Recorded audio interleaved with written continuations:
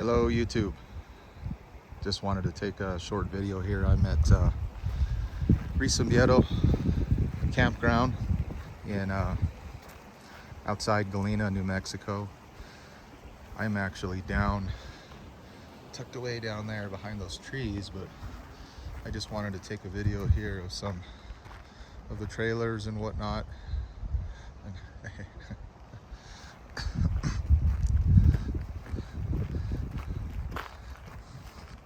This is the open space. This is a little hidden gem. Nobody really comes over here to this area. They do have there's a bathroom there. There's another campground behind there, and there's some more trailers over here. The road up here is, you can get a trailer up here, you just have to go slow. There's a nice street. Walk down to my camp spot, which I didn't even know existed till, or was an option, till I was actually over there. And then I looked down and I saw this accessible area to get down here to the trees. It's pretty windy, so it's a nice advantage with being tucked away down lower and in the trees here, is it kind of helps block that wind. As you can see, there's part of the road that right from the sign that is accessible down here, and this is obviously, this whole campground is all boondocking. There's no hookups, nothing like that.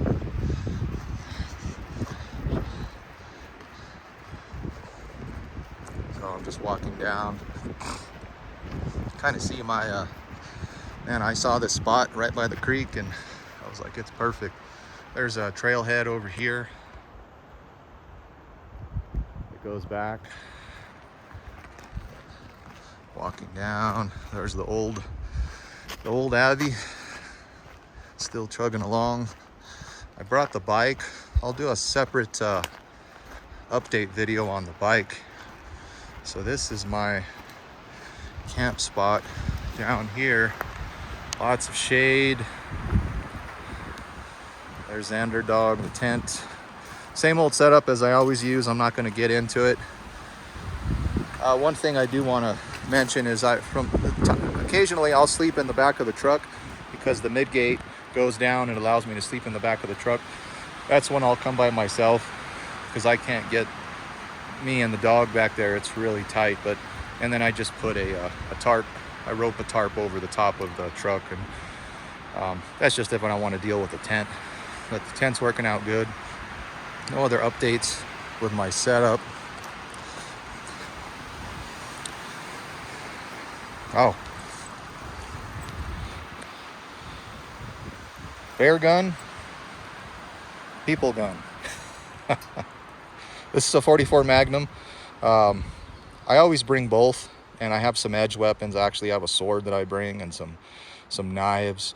Yeah, this is for when shit hits the fan, meaning a bear or just a large animal, right, coming at me. I want to have them hot and they're ready to go, accessible, because you never know, what's going to happen during the day or night. Man, I don't know if you guys heard about that bear attack in Arizona. That's pretty alarming. Very alarming. Very rare, but still very alarming, right? So the poor guy was just drinking some coffee, building a cabin, and the bear came and just grabbed him and took him away. So the nice thing, he's my alarm system. So if you guys venture off into the, pretty off-grid camping like this in remote areas, I definitely recommend bringing a dog, because they're gonna know way ahead of time before you what's coming, what's out here, and they'll let you know, regardless what kind of dog it is. That's just the beautiful nature of a dog, right? That's what they're gonna do. So the creek, it's not running that good here, but upstream it actually splits off. You could see it's just beautiful. And the water is clean. Again, going back to the dog, he's my guinea pig. drank it, he didn't get sick. So yeah, and obviously just look at it, right? It's clean, you know, as long as it's running, it's not stagnant, it's more than likely it's going to be clean. This is all runoff. This is all runoff from the mountains. So let's see, I did not build that fire pit. It's a pretty lousy job, whoever built that fire pit. I had my little charcoal grill going last night for just to have as a little fire. That's what I love about this thing. It's you know, that way you don't have to build a big fire, just a fire for one or even a fire for two with that little grill. And then I'm going to cook on that tonight too. I did get a this is a larger rainfly. This is a 4-man tent, and that rainfly is for the 6-man tent. And I've tested this with the original rainfly in heavy rain, and I stayed dry inside. So this tent is built really well. I do have a full rainfly that covers the entire tent here, ready to go. Staked down, I just drape it over. Did have a little bit of sprinkles last night. There's just some more views of the campsite. I'll walk down here to actually, I could let Xander go, because come on. Okay, he can go back with me.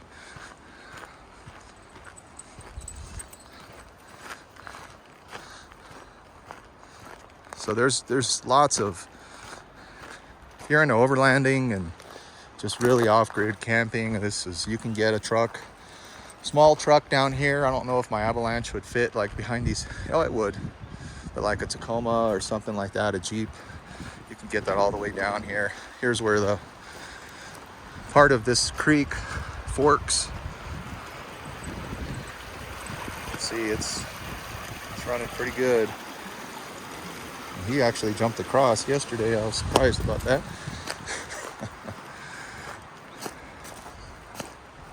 Back here, there's just, you know, very shaded spots. So kind of going back to my campsite. So, you know, at night, I'll kind of make it a point to kind of pee, to use my pee as a barrier around my campsite. So any kind of urine is going to be a deterrent for predators, right? That helps. I've been doing that ever since my adult life camping, so knock on wood. And of course his pee too. Supposedly he is a wolf hybrid. Wolf urine, from what I've heard, is at the top of the food chain with urine. You guys have issues with coyotes and stuff, or even mountain lions and bears, I've heard wolf urine is a great deterrent to spray down. Here's part of the stream. You can see I don't know where it comes from. I rode up pretty far yesterday on 93, Forest Road 93, to the top of the mountain. It's okay. It's I was hoping there's a good viewpoint up there, but you have to hike quite a ways to get to a viewpoint. You can see there's another trailhead. I was originally going to camp up there, and then I looked down here and then I saw all this open spot back here, and I was like, oh, that's where I need to be. And that's the beauty of tent camping, you know, without a trailer. You can go places that you can't go with a trailer. We're still trying to sell our fifth wheel. I have that guy marked pretty high, that's why it's not selling. Bunch of offers, but I may just trade it. I don't know what. I still want to get a truck camper for our big Denali, just a medium-sized truck camper. And then I'm actually looking at that No Boundaries 10.6 to use as an overlanding trailer for this kind of stuff. That trailer is so small, and the beauty with that No Boundaries 10.6 is it's a toy hauler, so I could get 2 bikes in there. And that would work awesome, and it's nimble enough to where I could get back down here. All right, that's the setup, guys. You guys have any questions on my setup? There's one of my swords. Yes, that is a sword. let me know. You know, I watch YouTube videos quite frequently for other ideas and whatnot, and I got a pretty good system. Oh, one thing, if I'm going to continue doing this for a while, what I may get is an electric fridge. This guy is nice, and it keeps the ice, you know, but the ice will last for 3 days, but it just makes a mess, right? It just starts watering, and then you got to keep all your food, and you got to keep everything in sealed baggies, and that's just a pain. I actually have a 12-volt outlet right there. It was already the previous owner put that in, so I may look into getting that until I can decide what I'm going to do for a trailer, because that's one of the biggest pain in the butts, is dealing with this damn ice chest. Just the water, and like I said, having to worry about ice, it just makes a mess, you know. It's a hell of an ice chest though, but I may just get just a cheap kind of off-brand 12-volt fridge. All right, I think that's it, guys. You guys have any questions, comments, suggestions, let me know. All right, take care, everyone.